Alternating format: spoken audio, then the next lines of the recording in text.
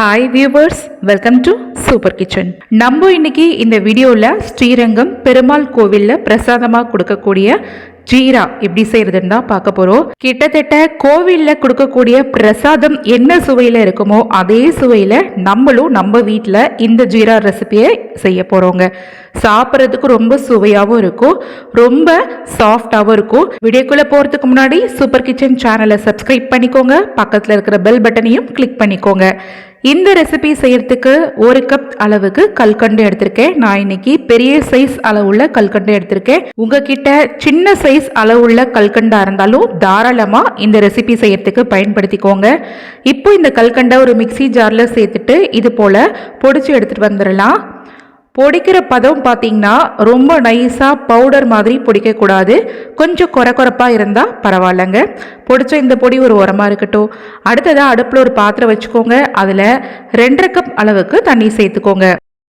இப்போது நம்ம சேர்த்துருக்க இந்த தண்ணி நல்ல தளதளன்னு கொதிச்சுக்கிட்டே இருக்கட்டும். அடுத்ததாக அடுப்பில் வேற ஒரு அடி கனமாக இருக்கிற மாதிரி இது போல் ஒரு பேன் வச்சுக்கோங்க. இதில் 2 டேபிள் ஸ்பூன் அளவுக்கு மட்டும் நெய் சேர்த்துக்கலாம். இதில் சேர்த்துருக்க நெய் நல்லா மெல்ட் ஆனதுக்கு அப்புறமா 1 கப் அளவுக்கு ரவை எடுத்திருக்கேங்க. இந்த ரவை பார்த்தீங்கன்னா நம்ம நார்மலாக உப்மா, கேசரி, கிச்சடிக்கெலாம் பயன்படுத்துவோம்ல வெள்ளை நைஸ் ரவை, அந்த ரவை தான் எடுத்திருக்கேன். இப்போது நெய் மெல்ட் ஆனதுக்கு அப்புறமா இந்த ரவையை இதில் சேர்த்துக்கலாம். சேர்த்ததுக்கு அப்புறமா கேஸோட தீயை கம்ப்ளீட்டாக நல்லா மிதமாக மாற்றிட்டு 5 நிமிஷத்துக்கு கைவிடாத இந்த நெய்யிலேயே இந்த ரவையை நல்லா பொன்னிறமாக வர அளவுக்கு வறுத்து எடுத்துக்கோங்க. நீங்கள் ரவை நல்லா வறுத்துட்டு இந்த ஸ்வீட் செய்யும் போது தான் ஸ்வீட் சாப்பிட்றதுக்கு நல்லா மணலாக சாஃப்டாக இருக்குங்க. இப்போ பாருங்கள், இந்த நெய்யில் நல்லா வறுபட்டதுக்கு அப்புறமா ரவை நல்ல கலர் சேஞ்ச் ஆகிட்டு இது போல் வந்துருச்சு பாருங்க. இந்த அளவுக்கு ரவை வறுபட்டதுக்கு அப்புறமா நம்ம ஆல்ரெடி தண்ணி கொதிக்க வச்சுருந்தோம்ல, அது நல்லா கொதிச்சிருச்சு. அந்த தண்ணியை இந்த ரவையில் கொஞ்சம் கொஞ்சமாக சேர்த்துட்டு இது மாதிரி கைவிடாமல் ஒரு பக்கம் நல்லா கலந்து விட்டுக்கோங்க. நீங்கள் கலக்கும் போது பார்த்து ஜாகிரதையாக கலந்துக்கோங்க. ஏன்னா வறுபட்ட ரவையும் நல்லா சூடாக இருக்கும், இதில் ஆல்ரெடி நம்ம சூடான தண்ணீர் சேர்க்குறோம், அதனால டப்புன்னு இது போல் பபிள்ஸ் தெரிச்சு விழ ஆரம்பிக்கும். ஸோ இந்த சமயத்துலையும் நீங்கள் கேஸோட தீயை நல்லா மிதமாகவே வச்சுட்டு இந்த ரவையை நல்லா ஈவனாக இது போல் கலந்து விட்டுக்கோங்க. இந்த தண்ணி நல்லா சூடாக இருக்கிற பட்சத்தில் ரவை டக்குன்னு இந்த எல்லா தண்ணியுமே அப்சர்வ் பண்ணிவிட்டு ஒரு 2 நிமிஷத்துலேயே 3/4 பங்கு அளவுக்கு நல்லா சாஃப்டாக வெந்து வந்துடுங்க. இப்போ நான் கலக்கும் போதே உங்களுக்கு தெரிஞ்சிருக்கும் ரவை எந்த அளவுக்கு பதமாக வெந்து வந்திருக்குன்னு.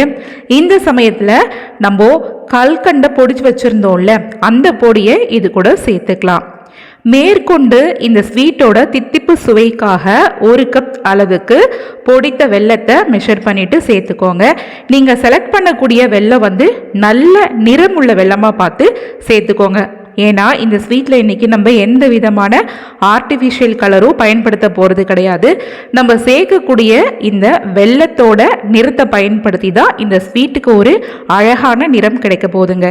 இப்போ பாருங்கள், நம்ம வெல்லம் கல்கண்டு பொடி ரெண்டும் சேர்த்ததுக்கு அப்புறமா ஒரு 2லிருந்து 3 நிமிஷத்துக்கு தொடர்ச்சியாக மீடியமான ஃப்ளேம்லேயே இது போல் கைவிடாமல் கலந்து விட்டிங்கன்னா இதில் சேர்த்துருக்க கல்கண்டு பொடி வெல்லம் எல்லாமே நல்லா கரைஞ்சிட்டு இந்த மாதிரியான ஒரு அருமையான நிறத்துக்கு ஸ்வீட் கிடைச்சிருங்க.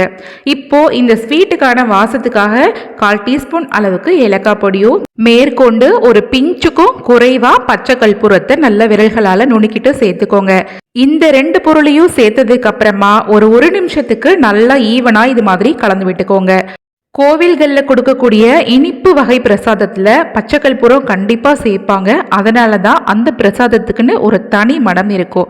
இப்போ இதெல்லாம் சேர்த்து கலந்து விட்டதுக்கு அப்புறமா ஃபைனலாக 2 டேபிள் ஸ்பூன் அளவுக்கு மட்டும் நெய் சேர்த்துட்டு ஈவனாக இந்த ஸ்வீட்டை மிக்ஸ் பண்ணி விட்டுக்கோங்க.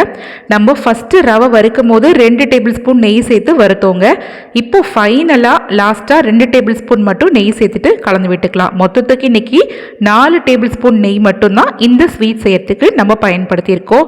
இப்போ பாருங்க, ரொம்ப அருமையான முறையில் அருமையான சுவையில் பெருமாள் கோவில் ஸ்ரீரங்கம் ஸ்பெஷல் ஜீரா ரெடி ஆயிடுச்சு. நீங்களும் இந்த புரட்டாசி மாதம் ஏதாவது ஒரு சனிக்கிழமைக்கு பெருமாளுக்கு பிடிச்ச இந்த ஜீரா ரெசிபியை செஞ்சு வழிபடுங்க.